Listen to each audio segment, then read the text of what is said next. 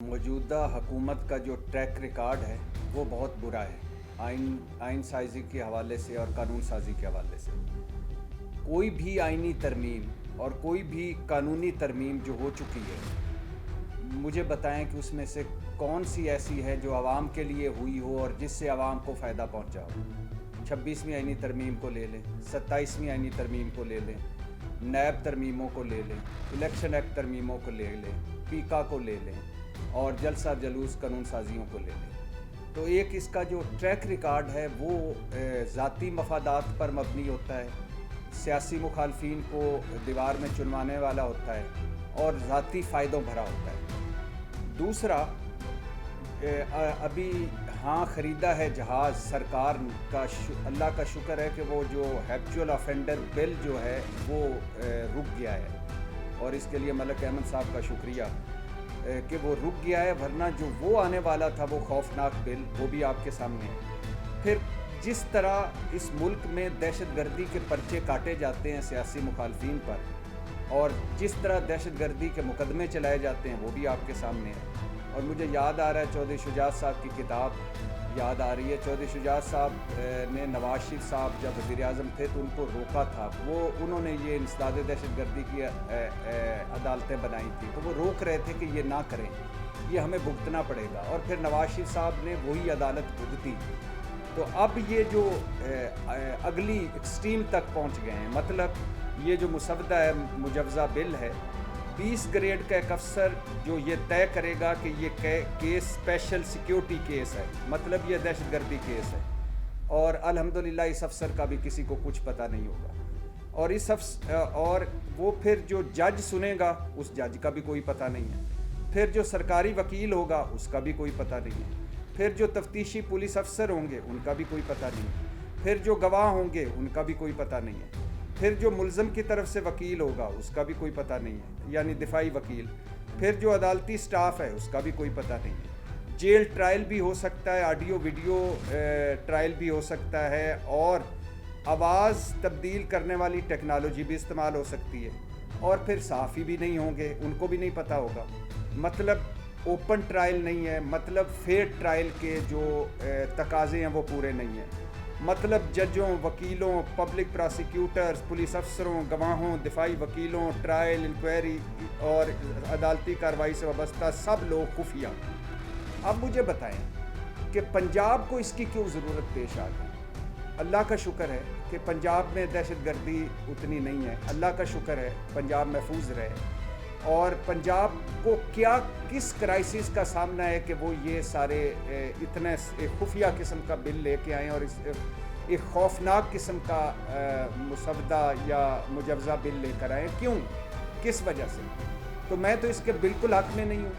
हमारे जैसे मुल्कों में अक्सर कवानीन भी बदनीति से बनाए जाते हैं और उनका मिसयूज़ बहुत होता है, और जो अच्छे कवानीन बने उनका भी मिसयूज़ होता है। ये तो ऐसे कवानीन है कि जिसका मिसयूज़ होना बड़ा ही ओपन है और ओपन एंड शट किस्म का है कि ये मिसयूज़ हो सकता है। तो आप जब फेयर ट्रायल नहीं देते, जब आप इतना खुफिया रखते हैं, और जब एक अफसर की सवाबदीद पे होगा कि वो डिक्लेयर करेगा 20 ग्रेड का अफसर जो हुकूमत का ही अफसर है कि ये स्पेशल केस है, और ये और वो सिर्फ chief justice Lahore high court को रिस्पॉन्सिबल होगा या उनको बताएगा, तो बाकी सब कुछ खुफिया है। तो मैं तो इसके बिल्कुल हक़ में नहीं, इसे रुकना चाहिए, और इसको अगर कोई बहुत ही इमरजेंसी है तो इसको और मज़ीद बेहतर किया जाए, कम अज़ कम कुछ फेयर ट्रायल के तकाज़े पूरे किए जाएँ। आप जज खुफिया रख सकते हैं, आप कुछ एक दो और चीज़ें खुफिया रख सकते हैं, आपने तो बिल्कुल इस तरह कर दिया है। इससे तो बहुत अच्छा है कि आप बंदा डिक्लेयर कर लें,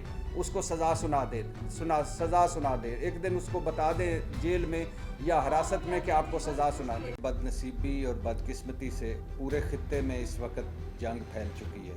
अमेरिका ईरान मुहाज़, इसराइल लबनान मुहाज़, हौसी और सऊदीया मुहाज़, और जो वक्फे से अमेरिका और ईरान के एक दूसरे पर वार हो रहे हैं। अमेरिका ईरान में यूँ समझ लें कि बाकायदा जंग छिड़ चुकी है, और बाकायदा जंग किस तरह छिड़ चुकी है कि ट्रंप साहब ने वो तेल पर जो पाबंदी उठाई थी वो वापस ले ली है, اور کہا ہے کوئی منجمد اثاثے نہیں ملیں گے، جو ایران کے فریز اثاثے ہیں وہ نہیں ملیں گے۔ ٹرمپ صاحب نے ایران کے ساحلی علاقوں کی ناکہ بندی کر دی ہے پھر سے، پہلے بھی 3 مہینے رکھی تھی، اب نئے ہرمز بند کر دی ہے ایران نے۔ تیل کی قیمتیں $85 فی بیرل سے تجاوز کر گئی ہیں، اور ایران نے اسلام آباد MOU خاتمے کا اعلان کر دیا ہے۔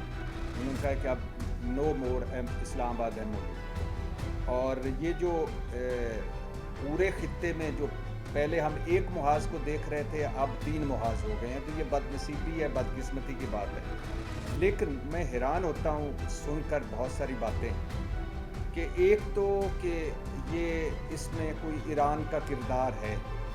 ایران کا بھائی کیا کردار ہے اس میں؟ ایران کیا کر رہا ہے اس میں؟